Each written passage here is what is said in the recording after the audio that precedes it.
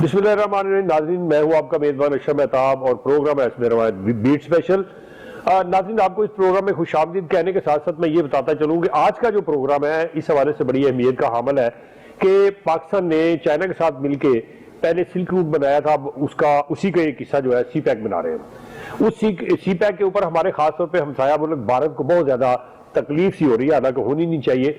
तरक्की के लिए जैसे वो सब कुछ कर रहा है, हमें कोई उस पर प्रॉब्लम नहीं, ना हमने कभी उसको कहा है कुछ, इसीलिए उसको भी नहीं चाहिए कि वो इसके ऊपर कोई बात करे कि आप क्यों ये बना रहे हैं। बात कहने की ये कि जब हम अपने इलाके में बना रहे हैं तो फिर उसको कोई मसला नहीं होना चाहिए। इसके अलावा बाकी भी कई ऐसे ममालिक हैं जिसमें हमारे ब्रदर मुल्क भी हैं और इसके अलावा अमेरिका और बाकी लोग मुल्क भी शामिल है कि जो चाहते हैं कि ये किसी तरह डिले हो या रुक जाए या ना बने। इसके लिए हो सकता है कि हमारी हुकूमत को, हमारे अरबाब इख्तियार को कोई लालच भी दिया जा रहा हो, लेकिन ये चूंकि अब शुरू हो गया है, सी पैक बन जाएगा और जो सिल्क का रूट है वो तो ऑलरेडी पहले से चल रहा है, इसमें बेहतरी आएगी। आज के इस मौजू के ऊपर गुफ्तगू करनी है हमारे साथ जो मेहमान है, बड़ी अहम शख्सियत है।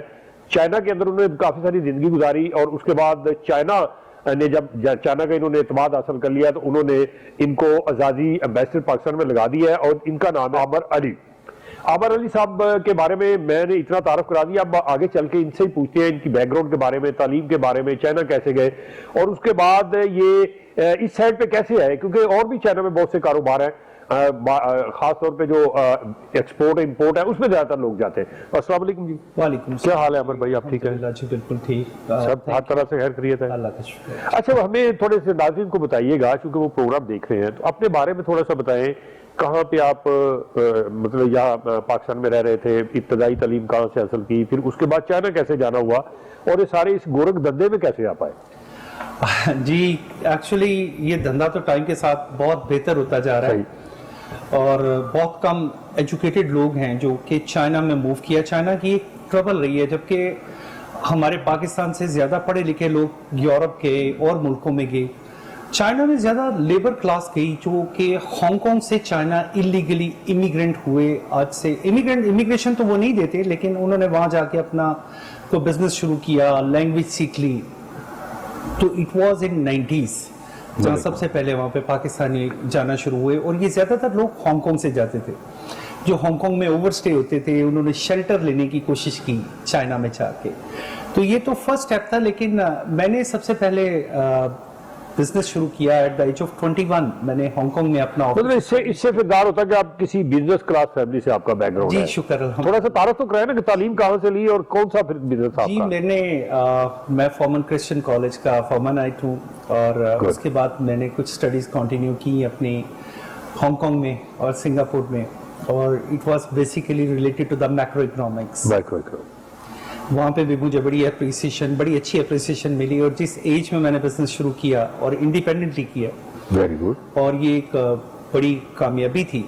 उसके बाद जब चाइना की इकॉनमी ने बूम लिया तो बहुत सारे हांगकांग के जो इन्वेस्टर्स हैं और जो ऑफिस होल्डर्स थे वो सब लोग फिर चाइना मूव कर गए। तो ये उसी दौरान की बात है। Then I also took an initiative that I should move to China. अब चाइना में हमारी जो कम्युनिटी थी उसमें आज भी ये प्रॉब्लम है कि वहाँ पे एजुकेटेड लोग, पढ़े लिखे लोग बहुत कम हैं। ज़्यादातर वो लोग थे जो कि यहाँ से मुख्तलिफ किस्म के इवन क्राइम्स करके वो स्केप किया हुआ था हांगकांग में। सही। तो उसमें अल्लाह का बड़ा शुक्र है जी कि शुरू दिन से ही आई स्टार्टेड माई बिजनेस। मैंने एक अच्छा बिजनेस किया, अच्छी ऑर्गेनाइजेशंस के साथ बिजनेस किया। फिर 2014-15 में जब चाइना गवर्नमेंट इनिशिएटिव ले रही थी कि जी सिल्क रूट प्लानिंग जब हम इस साइड पे आते हैं तो it's a very wider range, wider scope. बज़ाहिर आम बंदा जो लाहौरी को समझाना हो, एक आम बंदे को, जो लाहौरियों का कंसर्न है चाइना के साथ, तिजारत के हवाले से कंसर्न है, फिर वो जहाँ पे कंपनियां यहाँ पे ऑलरेडी हैं उनमें जॉब्स कर रहे हैं, इसके अलावा और बहुत से हमारे नए फ्रेश ग्रेजुएट या प्रोफेशनल डिग्री लेके निकल रहे हैं, उनका तो जो है चाइना की तरफ। तो मैं ये जानना चाहता हूँ, ये हमारे नाज़रीन भी ये जानना चाहते हैं कि सिल्क रूट एक, लोग तो समझते शायद एक सड़क है, ये इसकी तरह थोड़ी सी हिस्ट्री बताएंगे कि ये क्या है? क्या एक्चुअली जो मदर कंपनी है वो है silk route planning. Silk route का ये प्लान है कि उन्होंने 68 कंट्रीज को आपस में ज्वाइन किया और उसके लिए उन्होंने road track and sea routes बनाए, आसान रसाई के लिए। और उसका सबसे बड़ी जो उसकी खूबी है कि वो ट्रांसपोर्टेशन के निज़ाम को इतना बेहतर कर दें कि उन मुल्कों की इकोनॉमी बेहतर हो जाए। So one belt one road initiative, उसके बाद सिल्क रूट प्लानिंग का एक इदारा था, जैसे हमारे ये आप कह सकते हैं मदर बॉडी जो है सिल्क रूट है जी, जैसे हमारे सीपैक है, वहाँ पे भी one belt one road initiative and authority, उन्होंने ये सारा इनिशिएटिव लिया, डिज़ाइन किया। मैंने बेसिकली सिल्क रूट प्लानिंग के साथ काम किया था, थोड़ा सा एज अ प्राइवेट कंसल्टेंट, क्योंकि वहाँ पे I am not a Chinese citizen, वहाँ पे सिटीजनशिप नहीं देती नहीं है, तो इसलिए ये मेरे लिए और ज़्यादा एहसास की बात थी। तो उसमें जो सिल्क रूट प्लानिंग के बाद, सिल्क रूट एक खाली सी पैक नहीं है। सी पैक उसका, मैं समझता हूँ अगर हमें वाइडर रेंज में देखें तो सी पैक उसका एक छोटा सा पार्ट है। सही। सिल्क रूट प्लानिंग में ये होगा कि आप सेंट्रल एशियन स्टेट्स के साथ इंटरलिंक हो जाते हैं, आप इवन रशिया के साथ इंटरलिंक हो जाते हैं। आप इस रूट से जो सिर्फ ट्रांसिट ट्रेड करते हैं, only transit trade up and down, वो बिलियंस ऑफ डॉलर की है। तो हम इसे सिर्फ सी पैक के तौर पे नहीं लेना चाहिए। अगर हम थोड़ा सा वाइडर एंगल्स में सोचें तो इसका दूसरा इफेक्ट, हम सेंट्रल एशिया से जिस तरीके से कनेक्ट कर जाएंगे, वो हमारी इकोनॉमी के लिए एक बहुत बड़ा बूस्ट होगा। अच्छा, ये मुझे बताया ना कि आप पाकिस्तानी है, चाइना में गए, कारोबार किया, फिर कौन सी ऐसी आपकी काबिलियत थी कि आप सीधे ही आज़ादी एम्बेसडर भी बन गए, और बाकी इतने लोग हैं वहाँ पे, बड़े बड़े ताकतवर टाइकून बिजनेस के आते जाते हैं, इसकी कोई हमारे जो नाज़रीन उनको बताइए। चाइनीज गवर्नमेंट की एक खूबी है, they always admire the ability. उनके लोग भी, उन्होंने अगर कोई मेरे अंदर एबिलिटी देखी, उन्होंने उसे शाइन किया, उन्होंने देखा कि he can give us some proposal. सारी बात तो होती है प्रपोजल्स की, सी पैक हो, सिल्क रूट हो, सबसे पहले उस पर प्रपोजल्स आती हैं और वर्केबल प्रपोजल्स आती हैं कि ये कैसे होगा, इसका बेनिफिट कैसे होगा, इसके आउटकम कैसे होंगे, आया हम ये जो पैसे इन्वेस्ट कर रहे हैं इसका रोल बैक कितनी देर में होगा, और इसका फ्यूचर इफेक्ट क्या होगा।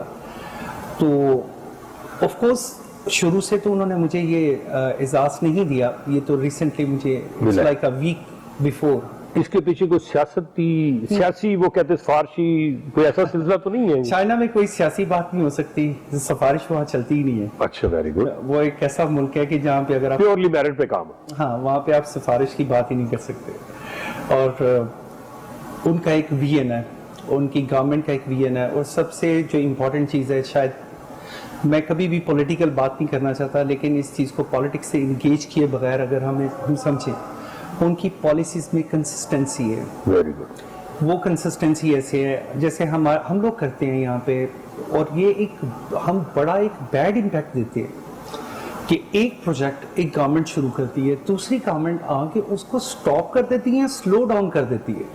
वो शायद ऐसे हो कि वो अपनी टर्म एंड कंडीशन पे लाना चाहती है नहीं सर, ऐसा नहीं, ऐसे या क्या फिर हो सकता है? ऐसा नहीं होता। कुछ सियासी ऐसी क्या चपलिश हो सकती है? फिर हमें वोटिंग्स और ये जो इलेक्शंस और इसको ना हमारी तरक्की के साथ एंगेज नहीं करना चाहिए। ठीक होगा, इसका ताल्लुक नहीं होना, ताल्लुक नहीं बनता। ठीक है, ताल्लुक नहीं बनता। अगर अब चाइना ने जो पॉलिसीज अनाउंस की, चाइना ने सी पैक को प्लान करना शुरू किया इससे 20 साल पहले, 25 साल पहले, इवन 15 साल पहले वो इसको पिक्चर पे लाना शुरू किया उन्होंने। सही। उन्होंने बड़ा स्लोली काम किया। चाइनीज नेशनलिटी, चाइनीज लोगों का एक कल्चर है, एक उनका स्टाइल है कि वो कोई भी काम शुरू करने से पहले बहुत ज़्यादा सोचती है।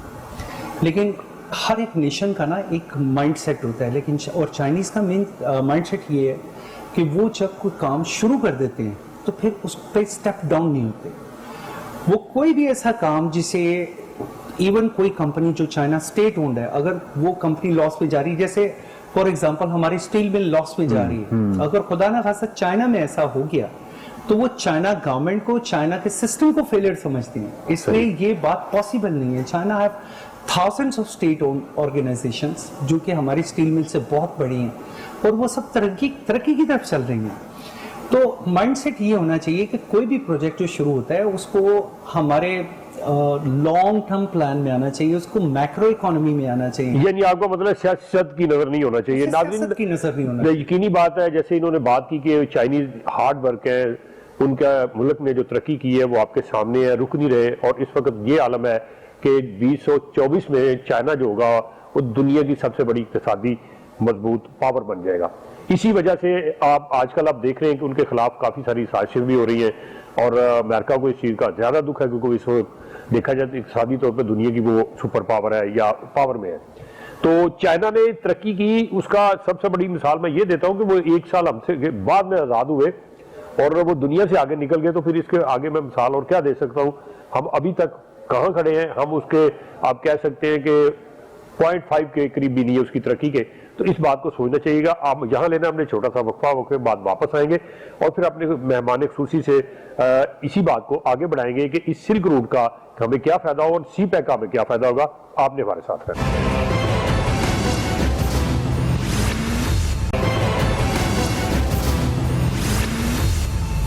वेलकम बैक नाजरीन। मेहमान खुसूसी जो हमारे इस वक्त हैं आमिर अली साहब, वो हमारे साथ ही मौजूद हैं। आज़ादी सफ़ीर हैं पाकिस्तान में चाइना के, और ये इसलिए उनको आज़ादी ओहदा दिया गया कि सी पैक और जो सिल्क रूट है उसको बहुत ज़्यादा समझते हैं। इसी वाले से गुफ्तगू है और वो जो गुफ्तगू हम जहाँ से छोड़ी थी वहीं से जारी रखेंगे। अच्छा आमिर साहब ये बताइए, ये सारी बंद होगी, सिल्क पैक तो आगे राजनीति चल रहा है, सी पैक भी बन रहा है। हमें ये बताएं कि हमारे जो लाहौरी हैं वो समझने में उनको सानी को इसका क्या फ़ायदा क्या है हमें? सड़क तो बड़ी दूर से गुजरती, लाहौर के करीब भी नहीं आती वो। तो कभी भी जो मेन सिटीज होते हैं वो हमेशा इंटरलिंक्ड होते हैं, उसके सेंटर से कभी कुछ नहीं गुजरता, उसके सेंटर से सिर्फ रिंग रोड्स गुजरती हैं। अभी तो खैर हमारी एक ही रिंग रोड मुकम्मल नहीं हो रही, लेकिन एक्चुअली लाहौर को कम से कम 3 रिंग रोड से 3 होंगी, तीन चाहिए। ठीक है। जो बड़े सिटीज हैं इनका बहुत एडवांटेज होता है, लेकिन इनके जो नियरेस्ट जो पोर्शन बनते हैं वो इस तरह बनते हैं कि इंडस्ट्रियल एरियाज 40-50 किलोमीटर दूर बनते हैं। उसकी रीज़न ये होती है कि वहाँ पे लैंड भी इजीली अवेलेबल होती है, और फिर बड़े शहरों में हेड ऑफिस बनते हैं, मेन ऑफिस बनते हैं, फिर उसके बाद ट्रांसपोर्टेशन होती है, उसके बाद आपकी एयरपोर्ट ट्रांसपोर्टेशन होती है, आपकी पोर्ट्स की ट्रांसपोर्टेशन होती है, आपकी ड्राई पोर्ट्स की ट्रांसपोर्टेशन होती है। और ये अपॉर्चुनिटीज़ क्या होती है कि एम्प्लॉयमेंट जनरेट कर देती हैं, और एम्प्लॉयमेंट जनरेट होना ही किसी मुल्क की इकोनॉमी है। कोई भी मुल्क उतनी देर तक तरक्की नहीं कर सकता अपने अंदरूनी मिसाइल से जब तक कि वो एम्प्लॉयमेंट के बेशुमार मौके पैदा नहीं करता। सही, मुख्तलिफ सेक्टर में तो इस सेक्टर में जो वो इंडस्ट्रियल एरियाज जैसे कायद-ए-आज़म इंडस्ट्रियल पार्क है, it's about 40 kilometres from Lahore. एक और मेरा ख्याल है जो प्रपोज्ड है, जो व्हाट आई नो इज सुंदर इंडस्ट्रियल स्टेट है। इसके अलावा ये कायद-ए-आज़म है जो बिल्कुल अंदर आ गई है। देखिए सर, सुंदर को मैं इसलिए एग्जांपल सेट नहीं करूंगा कि सुंदर में हम लोग ये समझ ही नहीं पाए कि हमने इंडस्ट्रियल एरिया में प्राइस को जरूरत से ज्यादा महंगा नहीं होने देना। अब सुंदर में प्राइस इतनी ज्यादा हो चुकी है लैंड की कि उससे सस्ती प्राइस आपको शहरों में मिल रही है। तो फिर आपका इंडस्ट्रियल स्टेट का कॉन्सेप्ट और फिर एडवांटेजेस होते हैं इंडस्ट्रियल स्टेट के कि आपने यानी वो उसकी अफादियत को कम करती है। आपने उसको बेनिफिट्स क्या देने हैं, आपने टैक्स एग्जम्पशंस क्या देनी है, आपने एक्सपोर्ट्स को कैसे बढ़ाना है। मैं नहीं समझता हूँ कि सुंदर में ठीक है इंडस्ट्री लग गई, लोकल इंडस्ट्री लग गई, लेकिन वो आपकी इकोनॉमी बढ़ाने में, आपकी एक्सपोर्ट्स बढ़ाने में कोई सेंट्रल कैरेक्टर प्ले कर रही है, कुछ नहीं कर रही। ये तो एक अच्छी बात हुई ना, लोगों को रोजगार मिला, इस हद तक तो ठीक है, लेकिन हमारे कौमी खजाने को क्या फायदा हुआ? इस रूट के ऊपर से कोई हमें कोई टैक्स वैक्स इतना मिलता है, कोई काबिल जिक्र जिसकी बात की थी? जी बिल्कुल, एक्चुअली ये है पे बैक प्लान्स। तो मुझसे लोग बात करते हैं, वो कहते हैं जी आप पाकिस्तान ने जो लोन लिया है इट्स अ सॉवरेन गारंटीज आपको, जी वो मुझे कहते हैं जी आपको पता नहीं है जी सॉवरेन गारंटी। मैं कहा बिल्कुल, सॉवरेन गारंटी के बगैर कंट्री टू कंट्री लोन होता ही नहीं है, सीधी सी बात, ये सीधी सी बात है। अब वो अपने तौर पे वो इकोनॉमिस्ट बनते हैं, वो समझाते, वो मुझे समझाने की कोशिश करते हैं, then I need to explain then it's an infrastructure loan.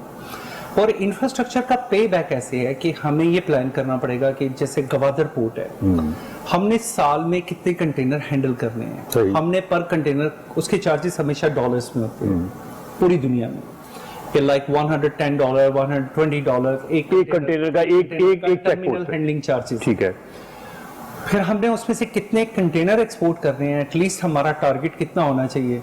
बहुत से टारगेट तो आपको चाइना ने बना के दे दिए हैं, वेरी गुड। स्पेशली उनका जो वेस्टर्न प्रोविंसेस हैं, जो 12 western provinces, they are interlinking between China and Pakistan via 12 सूबे जो उनके।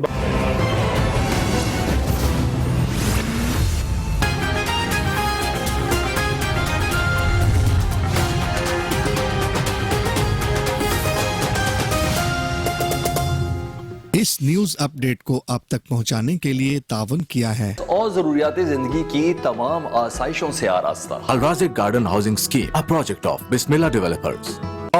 अरे सूफी से बेहतर कपड़ों की धुलाई और कौन जाने। सूफी का twin washing powder. CCD line और रियल क्वालिटी की फास्ट तस्दीक, तारों से सितारों तक fast. Balochistan national party McGill के सरबराह सरदार अख्तर मैगल की जाती उम्रा में मरियम नवाज से मुलाकात, मुल्क की मजमूई सियासी सूरत हाल पर तबादला ख्याल, PDM की मुस्तकबिल की हिकमत अमली पर गौर।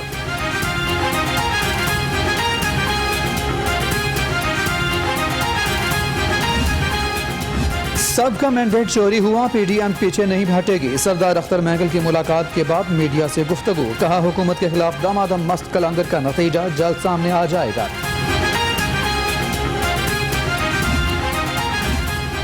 आमदन से ज़ायद असासाजात के शहबाज शरीफ और हमजा शहबाज के जुडिशल रिमांड में 2 नवंबर तक तोसील, नुसरत शहबाज के मुस्तकिल इस्तिस्ना से मुतालिक फैसला महफूज, अदालत का जेल में शहबाज शरीफ को बेड फ्राहम करने का हुक्म।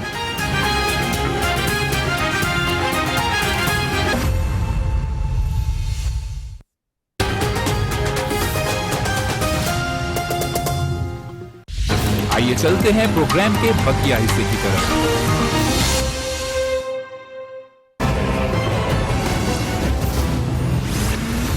12 सूबे हैं and using this route they want to get an export access to the Europe, to middle east and Africa. So होता ही है कि वो कोई भी चीज़ जो वेस्टर्न प्रोविंसेस है वो एक्सपोर्ट करने के लिए जब अपनी मेन पोर्ट्स पे भेजती हैं तो it took about 4 days 5 days in transportation. सही। लेकिन वहीं से वो 4 days 5 days में अगर गवादर पोर्ट पे पहुंच जाते हैं तो एटलीस्ट उनकी जो फ्रेट कॉस्ट कम होती है, this comes up to like 30% यानी उससे वेरी गुड। और वक्त भी तो बचता है ना, वक्त भी बचता है, वक्त तो बहुत बचता है जी। जैसे आप गवादर पोर्ट से अगर आप मिडिल ईस्ट में जाते हैं तो it's 2 to 3 days access to any port, then you want to enter to Europe, it takes like 7 days. But if you are exporting from Shanghai port or from Guangzhou port, जिसे हम लोग गोंगजू कहते हैं, गोंगजू मुश्किल है, इनके प्रोनाउंसिएशन मुश्किल होते हैं। तो अगर हम गोंगजू पोर्ट से हम एक्सपोर्ट करते हैं, शंघाई पोर्ट से एक्सपोर्ट करते हैं, तो ट्रांसिट टाइम यूरोप के लिए 25 दिन है। लेकिन वही टाइम अगर हम गवादर से एक्सपोर्ट करते हैं तो वो 7 दिन है। ट्रांसपोर्टेशन टाइम फर्क है जी। तो इसमें जो हमारे लिए सबसे ज्यादा सहूलत की बात यह है कि पे बैक फॉर्मूला सारे के सारे वो हैं जो हमें हमारे पास मौजूद हैं कि इतनी ट्रकिंग होगी, इतने रोड्स यूज होंगे, इतना टैक्स कलेक्शन होगी। और फिर कोई भी ट्रक आता है तो वो ट्रक कभी ऐसे नहीं आते, कंटेनर ऐसे नहीं आएंगे कि वो सिंपली यहाँ से गुजर के निकल जाएंगे, वो कहीं रुकेंगे, खाना खाएंगे, कोई और चीजें, फ्यूल लेंगे, और कोई और ट्रेड एक्टिविटी होती है, कोई चीज बाय करेंगे, कोई ना कोई चीज वो लेंगे। सो ये सब कुछ एक्चुअली इकोनॉमी जो है वो ट्रेड का सर्कुलेशन, कि आपके पैसे मूव करने चाहिए, ये सबसे जरूरी है। तो वो हमारे पास बहुत सारे वेन्यूज खुलेंगे। अच्छा ये बताएं, बड़ी ये सियासी तौर पे बहुत ज्यादा नुक्ताचीनी होती है जो खास तौर पे चाइना के CPEC के हवाले से मंसूबे हैं जिसमें बिजली के मंसूबे लगाए गए, और इसके अलावा ये मेट्रो ट्रेन चलाई गई, नहीं चली अभी तक। कभी कभी हम देखते हैं कि वो सिर्फ तरबीती जो उसकी परवाज होती है वही हो रही होती है, मतलब मुसाफिरों को लेके नहीं जा रही। तो ये भी कहा जा रहा है कि बहुत महंगा उस पे कर्जा ले लिया और ये कौम पे बोझ डाल दिया। हालांकि मेट्रोपॉलिटन सिटी की ये जरूरियात है ना, जब आप मेट्रोपॉलिटन सहूलतें नहीं देंगे शहर कैसे चला सकेंगे? सर मैं इसी पॉइंट पे आता हूँ जी। जो ऑरेंज ट्रेन है, पूरी दुनिया में इस वक्त आधी से ज्यादा ट्रांसपोर्टेशन यानी कि जो हो रही है वो हो रही है अंडरग्राउंड। गोंगसू में 17 लाइन्स हैं, हम तो एक ऑरेंज ट्रेन की एक लाइन की बात कर रहे हैं, वहाँ पे 17 हैं, शंघाई में 19 है, बीजिंग में शायद 19 से भी एक ज़्यादा है, और वो हमेशा खचाखच भरी रहती है। इसी तरह हांगकांग में इस वक्त शायद कोई 10, 11, 12 लाइन्स बन चुकी हैं। एक छोटा सा शहर है, एक छोटा सा मुल्क है, ये लोगों के लिए ट्रांसपोर्टेशन का एक सबसे ईजी, कन्वीनियंट और फास्ट ट्रैक है। सबसे ज़्यादा दुख की बात यह है कि अगर कोई गवर्नमेंट, जैसे मैंने आपसे शुरू में कहा कि कोई इनिशिएटिव लेती है तो दूसरी गवर्नमेंट आके उसकी पेस को स्लो कर देती है। नहीं करना चाहिए। ये आप अपने इन्वेस्टर्स को क्या मैसेज देते हैं कि कि हमारे मुल्क में ऐसा हो सकता है कि एक गवर्नमेंट के बाद दूसरी गवर्नमेंट आती है तो वो आपके इन प्रोजेक्ट्स को इंक्रोच करके साइड पे रख देगी।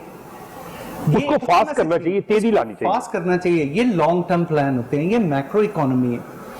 और दूसरी बात ये सर कि आपने जैसे कहा जी कि ये सस्ती है या महंगी है, मैं आपको एक चीज बताना चाहता हूं कि जितनी भी सबवे अथॉरिटीज हैं जहां जिस मुल्क में मैं गया हूं, वो बहुत प्रॉफिट में चल रही हैं। अब हमें इसकी प्रॉफिटेबिलिटी कैसे कैलकुलेट करनी है? आप जैसे आपने मुझे कहा कि सिल्क रूट वालों ने मुझे सबसे पहले क्यों क्लिक किया, मैंने एक्चुअली उन्हें सबवे का ही एक कॉन्सेप्ट दिया। ठीक है, एक कॉन्सेप्ट दिया कि आपने ये सबवे बनानी है, आपको इस तरीके से डिजाइन करनी चाहिए। अब ये सबवे बन गई है, ये बेशुमार जगह से निकलनी है, इसके अंदर कमर्शियल एक्टिविटीज है, इसके अंदर इसने बहुत सी कमर्शियल जगहों से गुजरना है, बहुत सी जो है डोमेस्टिक घरों वाली जगहों से निकलना है। हमें क्या जरूरत थी कि अगर हमने इसकी कॉस्ट को कट करना है तो हम बहुत सारी मार्केट्स डेवलप कर सकते हैं, commercial and domestic, for particular purchases. अब उसका जो रेवेन्यू जनरेट होगा वो बेसिकली रीइंबर्स हो रहा है उसकी उस फैसिलिटी के लिए जो आपने प्रोवाइड की है। ठीक है, तो अगर मुझे अप्रिशिएट किया तो it was in this kind of ideas, जहां उन्होंने मुझे अप्रिशिएट किया कि हाँ भाई इसने हमें कुछ ऐसा बताया है जो कि हमें पहले हमने इसको फोकस नहीं किया था। तो इस तरह है सर कि पाकिस्तान ने आपको अप्रोच नहीं किया, जरूरत तो उनको चाहिए थी, आप यहाँ के बशिंदे भी हैं माशाल्लाह, ज्यादा बेहतर आप परफॉर्म कर सकते हैं, तो यहाँ भी कोई ऑफर आई? इतनी कोई जिस तरह कहते हैं क्लियर ऑफर नहीं थी, लेकिन मुझसे कुछ प्रपोजल्स ली गई और ख़ास तौर पे रशिया के प्रोजेक्ट के लिए कुछ प्रपोजल्स थी जो मैंने सीपेक अथॉरिटी को भेजी थी। और उसमें मैंने जिन चीज़ों को हाईलाइट किया था, आई डोंट नो कि मुझे इस फोरम पे ऐसे कहना चाहिए, लेकिन जैसे उन्होंने टारगेट किया था कि जो रशिया के प्रोजेक्ट पे हमें सिलिकॉन वैली बनानी है, ऑटोमोबाइल इंडस्ट्री बनानी है, अपैरल सिटी बनाना है, लेकिन ये सारी चीज़ें वहाँ पॉसिबल नहीं थी। अच्छा, एक और हमारे जो कारोबारी लोग हैं उनमें खर्चा पाया जा रहा है, वो कह रहे हैं कि हुकूमत ने जो चाइना के साथ मंसूबों पे दस्तखत किए हैं उसमें टोटली चाइना को ही दे दिया है, वही अपनी मर्जी से चलाएंगे। हालांकि होना चाहिए था कि इश्तराक से होते, यहाँ भी सरमायाकार इन्वेस्ट करता, वो भी करते और मिल के करते तो दोनों को फायदा होता। और यहाँ के लोग हैं इंजीनियर टाइप या बाकी, उनको भी नौकरियां मिलती। वो कहते हैं ज्यादातर इंजीनियर चाइना से ही आ रहे हैं। इस बात का मैं आपको प्रॉपरली जवाब देना चाहता हूँ, क्योंकि ये सवाल बहुत एक बड़ा जो है ना एरिया कवर करता है। पहला ये कि इंजीनियर्स चाइना से आ रहे हैं, टेक्नीशियन चाइना से आ रहे हैं, लेबर चाइना से आ रही है। मेरी एक बात याद रखिएगा, कमर्शियल एक्टिविटी कोई भी करता है, कोई भी मुल्क, वो कभी ये नहीं देखता कि ये किस नेशनैलिटी के लिए हो रही है। ठीक है, क्या हमने चाइना को इतनी प्रॉपर लेबर प्रोवाइड की? चाइना वहाँ से लेबर लेके आता है, उन्हें एक आम लेबर $1200 की कॉस्ट करती है, जो यहाँ पे 20,000 यानी कि $150 के अंदर इजीली अवेलेबल है, चीपेस्ट। ठीक है, वो क्यों लेके आ रहे हैं चाइना से? क्योंकि उनको वो वर्किंग क्लास नहीं मिल रही, वो उस लेवल पे नहीं जा पा रहे जिस लेवल पे एग्जैक्टली उन्हें जाना चाहिए था। हमारे पास उतने अच्छे टेक्नीशियन, हमारे पास उतने अच्छे मेसन, कुछ भी या किसी भी कैटेगरी में चले जाएं, कारपेंटर, असिस्टेंट, जो लोग टेक्नीशियन एक वाइडर एरिया में इसे कवर करता है, अवेलेबल नहीं है। हमें सबसे पहले सीपैक को कामयाब करने के लिए इस चीज़ पर तवज्जो देनी चाहिए कि आया हमने इतना काम किया है सीपैक के लिए? हमारा होमवर्क नहीं था, हमारा ग्राउंड वर्क वो नहीं था, मुकम्मल नहीं है। तो आप क्या सजेस्ट करते हैं कि हम जो अपनी लेबर है, अपने टेक्नीशियन है, प्लम्बर है, कैसे ट्रेन करें, कहाँ से उनको तरबियत दें? वोकेशनल इंस्टीट्यूट खोलने चाहिए, ट्रेनिंग इंस्टीट्यूट, टेक्निकल इंस्टीट्यूट, जहाँ से बाकायदा क्वालिफाइड, मैं समझता हूँ एक पीएनआई, एक ड्राइवर है, एक प्लम्बर है, he should also be a qualified. उसके पास भी एक माह का, 2 माह का, 3 माह का ट्रेनिंग कोर्स, एक ट्रेनिंग कोर्स हो, एक सर्टिफिकेट हो, उसके पास एक सर्टिफिकेट हो कि yes I got this certification. अब दूसरा आपका क्वेश्चन ये कि जी इसमें मकामी इन्वेस्टर नहीं है, लोगों को, इन्वेस्टर्स को ऐसा नहीं है। Chinese as an individual Pakistan में लैंड नहीं खरीद सकते, ये पाकिस्तान का लॉ है।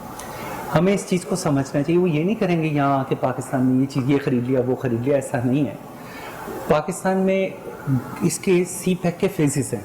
फेज 1 में इंफ्रास्ट्रक्चर डेवलपमेंट थी, इंफ्रास्ट्रक्चर डेवलपमेंट हो रही है और हो जाएगी। अभी तो फेजेस मैं समझता हूँ कि 40-50% हम टच कर रहे हैं, अभी तो बहुत काम होने वाला है इस पर। और ये 66-67 बिलियन डॉलर, मैं आपसे ये चीज़ अर्ज करता चलूँ कि अगर टोटल सिल्क रूट की वैल्यू को देखें जो कि 1260 बिलियन डॉलर है, और उसके मुकाबले में 66 बिलियन डॉलर, ये 5 पॉइंट समथिंग परसेंटेज बनती है। सही, पीनट है। हम ये ना समझे कि हमने चाइना से, और कोई भी मुल्क जब किसी मुल्क में इन्वेस्ट करता है तो वो उसकी फिर और भी बहुत सी गारंटीज लेता है, सही, उसकी सिक्योरिटी की इश्यूज को भी कैटर करता है। अब चाइना मुख्तलिफ फोरम पे हमारा बहुत साथ देता है, FATF के इशू पे नहीं बहुत सपोर्ट किया, इसमें कोई शक नहीं है। तो भारत ने तो पूरी कोशिश की कि हम किसी तरह से ब्लैक लिस्ट में चले जाएं। तो ये चाइना ही है ना जिसकी वजह से आप बचे हुए हैं। उस टॉपिक पे भी आना चाहता हूँ, वो करेंगे इसके बाद, उस पर इंशाल्लाह उस पर भी बात करते हैं। अच्छा, इस तरह आम लोगों को इसका इफेक्ट मिलेगा। अभी फेज 2 शुरू होना है, उसमें इंडस्ट्रियलाइजेशन होगी, नए इंडस्ट्रियल जोन बनेंगे। हम कुछ चीजों पे शॉर्ट भी हैं, we are short of power supply. हमें पावर सप्लाई पे बहुत सा काम करना चाहिए, और खास तौर पे अगर हमने इंडस्ट्रियलाइजेशन की तरफ जाना है, ये मैं मुख्तलिफ फोरम्स पे यही बात करता हूँ, और I repeat my words in same way कि जब तक हम पावर सप्लाई को 6 सेंट 7 सेंट पे नहीं लेके आएंगे, हमारी इंडस्ट्री सर्वाइव नहीं कर सकती। 16 सेंट 18 सेंट के पावर टैरिफ के ऊपर कभी भी इंडस्ट्री सर्वाइव नहीं करती। हमें उसको 6 सेंट पे लाना चाहिए ताकि हम ज्यादा से ज्यादा लोगों को, और इसके लिए कैसे लाए? 200 अरब रुपया सर्कुलर डेड हो गया है। ये हमारी जो तवानाई सप्लाई करती कंपनी उन्हीं का, यानी हमारा बजट इस वक्त देखें तो उसके तकरीबन ये 25% से कम नहीं है, उससे मतलब करीब ही इसको कह सकते हैं, या बल्कि इतना कह सकते हैं। तो ये कैसे मुमकिन है? फिर ये कैसे आगे बढ़ेंगे? इनको क्या करना चाहिए? यही वो चीजें हैं कि जिसके लिए अगर चाइना गवर्नमेंट होती तो मुझसे ये जरूर पूछती कैसे कर सकते हो। चाइना गवर्नमेंट अभी तक सिर्फ पाकिस्तान में 9 कंपनी आई हैं शायद जो बिलियन डॉलर कंपनीज हैं चाइना की, स्टेट ओन। 800 कंपनियां पीछे खड़ी हैं, लाइन में खड़ी हैं, इंतजार कर रही हैं। ये जेवी के प्रोजेक्ट होते हैं, BOT के प्रोजेक्ट होते हैं, बिल्ट ऑन ट्रांसफर के प्रोजेक्ट होते हैं, ये PPP के प्रोजेक्ट होते हैं। आप उन्हें यहाँ पे लाएं, आपके बेशुमार बहते दरियाएं जहाँ पे रना वाटर प्रोजेक्ट लग सकते हैं। लास्ट गवर्नमेंट ने एक इनिशिएटिव लिया था, जो कागान के पास एक रना वाटर 4000 मेगावाट का एक प्रोजेक्ट लग रहा है। हमें इस पे तवज्जो देनी चाहिए। हम लाइन लॉसेस कैसे खत्म कर सकते हैं? बड़े सिंपल से क्वेश्चन है, मुझे नहीं समझ आती हमारे जो बड़े बड़े बाबू हैं उनके साथ मैं कैसे बात करूं। जी, बड़े बड़े बाबू हैं, यकीनन वही इस वक्त करता रहता है, और उन्हीं ने इसको रोकना है। अगर नहीं रोकना तो जिम्मेदारी भी उन्हीं को लेनी पड़ेगी। नाज़रीन, हम जब भी बात करते हैं कि सड़क की, तो हम समझते हैं कि आम रास्ता होता है, लेकिन सड़क या रास्ता एक बहुत ही अहमियत का अमल होता है। आपका जिस समय इसके अंदर अगर आप देखें तो खून की नालियां चल रही हैं। अगर आपकी वो खून की नालियां जो रास्ते हैं जिससे वो गुजरता है वो बंद कर दी जाए तो क्या हाल होगा? फिर जिस्म की कोई अहमियत रहेगी? फिर वो डेड बॉडी ही एक रह जाएगी। लिहाजा ये कहना कि रूट्स जो है, सड़क जो है, ब्रिज, पुल, ये हमारी जरूरत नहीं है। किसी भी कौम की सबसे पहली जरूरत यही है। घर से आपने निकलना है, चाहे काम के लिए, आपने तालीम लेने के लिए, तो आपको अच्छा रास्ता चाहिए। अगर नहीं होगा तो फिर कैसे पहुंच पाएंगे? लिहाजा इसके ऊपर बहुत ज्यादा फोकस करना चाहिए। वक्त इस वक्त जो इक्तिसादी तौर पे देखा जाए तो दौड़ जो है, जंग है, वो इसी की है, इसी में हमें जीतनी चाहिए। ना कि हमें टसलबाजी में रहना चाहिए कि इंडिया क्या कर रहा है, उसने ये कर दिया, वो कर दिया। हमें ये करना है कि हमारी फसलें उससे दुगनी हो, हमारी पैदावार उससे दुगनी हो, हमारे काम अच्छे होने चाहिए। इस पे अगर आप फोकस करेंगे तो हम आगे निकल जाएंगे। नहीं फोकस करेंगे तो फिर वो तो यही चाहते हैं कि हम इसी चैप्टर्स में रहे और वक्त गुजरता जाए। यहां लेना एक छोटा सा एक और वक्फा, आपने हमारे साथ रहना है। इसके बाद बड़ी मजेदार बातें होनी है इसी सिल्क रूट और सी पैक के हवाले से, कौन कौन इसको रोकने की कोशिश कर रहा है और क्यों कर रहा है। एक वक्त के बाद पाकिस्तान चाइना फ्रेंडशिप कि हम पाकिस्तान के लिए कर सकते हैं कि उन्होंने एक जगह एलोकेट की है पाकिस्तान के एक्सपोर्टर्स के लिए, लेकिन वो ये चाहते हैं कि पाकिस्तानी एक्सपोर्टर्स ऐसे एसोसिएशन है, इंडिविजुअल्स में ना। सही एसोसिएशन कैसे, जैसे हमारी कारपेट जा सकती है, हमारी carpet Lahore chamber of commerce है, वो लेके जा सकती है।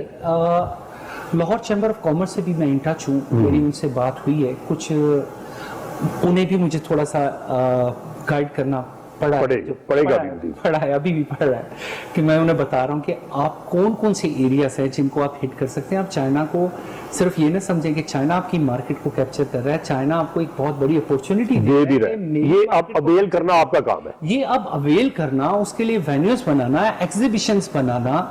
गवर्नमेंट हमेशा एक स्पोर्टिव कैरेक्टर प्ले करती है, वो करैक्टर प्ले करना गवर्नमेंट का काम है। मैं तो जैसे आपसे बार बार कहता हूँ कि मैं कोई पॉलिटिकल बात सामने नहीं लाना चाहता, क्योंकि मेरा काम पॉलिटिक्स नहीं है, मेरा काम सिर्फ इकोनॉमी के बारे में। सही। लेकिन क्या अगर ये लोग मुझे कांटेक्ट करते हैं, मुझे पूछते हैं कि जी आप हमारी कैसे मदद कर सकते हैं, डेफिनेटली मैं उन्हें बहुत अच्छी एक वेन्यूज बताऊंगा कि यहाँ पे मैं पाकिस्तान गवर्नमेंट की, पाकिस्तान एक्सपोर्टर्स की ये मदद कर सकता हूँ, मैं ये इस चीज की जरूरत है, इस तरह से जा सकती है, ये सारा ये गाइड जो करना है, मतलब ये जी। नाज़रीन, वक्त खत्म हो चुका है, बातें तो बहुत सी थी, जी चाहता था इस पे सैर असल गुफ्तगू की जाए, और उम्मीद की जाती है कि इंशाल्लाह आइंदा भी हम सेशन करेंगे आमिर अली साहब के साथ। तो हमारी दुआ है कि पाकिस्तान उसी तरह तरक्की करे जिस तरह कम वक्त में चाइना ने तरक्की की और पूरी दुनिया पे उसकी वो छा गया है, उसकी इक्तिसादियत का जिक्र हो रहा है, चर्चा हो रहा है, और पूरी दुनिया की मार्केट पे उसका तकरीबन कब्जा है। जैसे कि आप देख सकते हैं कि अमेरिका है, इसके अलावा और है, वो ना चाहते हुए भी वो उनसे जान नहीं छुड़ा सकते। जो अशिया सस्ती वहां पे जा रही हैं वो उनको लेनी ही पड़ेंगी, क्योंकि उनकी वहां पे कास्ट ज्यादा हो जाती है जब वो खुद बनाते हैं। तो इसलिए जरूरी है कि हम ऐसे फार्मूले, ऐसी शख्सियात को आगे लेके आए जो हमें बताएं कि हम किस किस सेक्टर में चाइना के साथ मिलकर जॉइंट वेंचर कर सकते हैं और किस किस सेक्टर में हम फायदा उठा सकते हैं, ताकि हमारी गुर्बत दूर हो, हमें यहाँ तालीम की सहूलतें मिले, सेहत की अच्छी सहूलतें मिले, और रोड इंफ्रास्ट्रक्चर जैसे इसमें सीपैक का और सिल्क रूट का, मेरी तो दुआ है कि और भी बहुत से रूट्स खुले और बहुत से वेन्यू खुले, और उन्हीं रूट्स के साथ जब वो बनेंगे तो बाकी भी सारी जो इक्तिसादियात है वो जुड़ जाएंगी उनके साथ। इन्हीं अल्फाज के साथ अपने मेजबान अशरफ मेहताब को इजाजत दीजिएगा। अल्लाह हाफिज़।